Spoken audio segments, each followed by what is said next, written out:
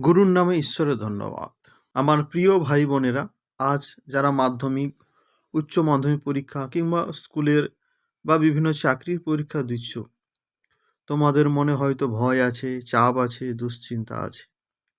হয়তো ভাবছো ভুল হলে কি হবে, পাস করব তো, ভবিষ্যৎটা কেমন হবে। আজ আমি তোমাদের সামনে মানুষের কথা নয়, ঈশ্বরের বাক্য রাখতে চাই। যে বাক্য ভয় দূর করে, যে বাক্য সাহস দেয়, যে বাক্য ভবিষ্যৎ গড়ে দেয়।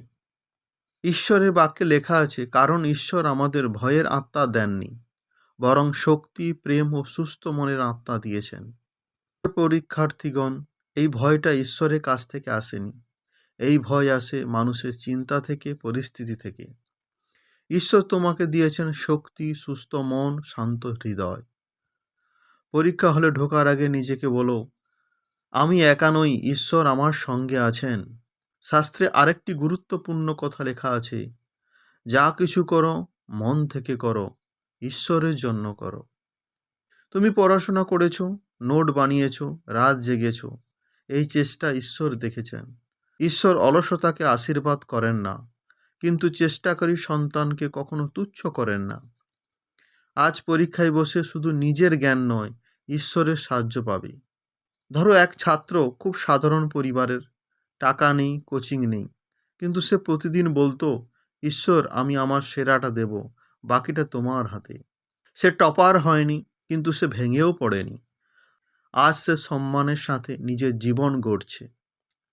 মনে রেখো, পরীক্ষায় রেজাল্ট তোমার মূল্য নির্ধারণ করে না, ঈশ্বরের চোখে তুমি মূল্যবান। তাই ঈশ্বর বলেন, কারণ আমি জানি তোমার বিষয়ে আমার পরিকল্পনা। সে মঙ্গলজনক, অমঙ্গলজনক নয়। অর্থাৎ ঈশ্বর যা কিছু করেন মঙ্গলের জন্য। প্রত্যেকের জন্য ঈশ্বরের মঙ্গলজনক ভাবনা রয়েছে। একটা পরীক্ষায় তোমার জীবন শেষ নয়। পাশ ফেল দিয়েই ঈশ্বর মানুষের ভবিষ্যৎ ঠিক করেন না। ঈশ্বর তোমার জন্য এমন দরজা খুলতে পারেন যেটা তুমি এখনো ভাবতেই পারছো না।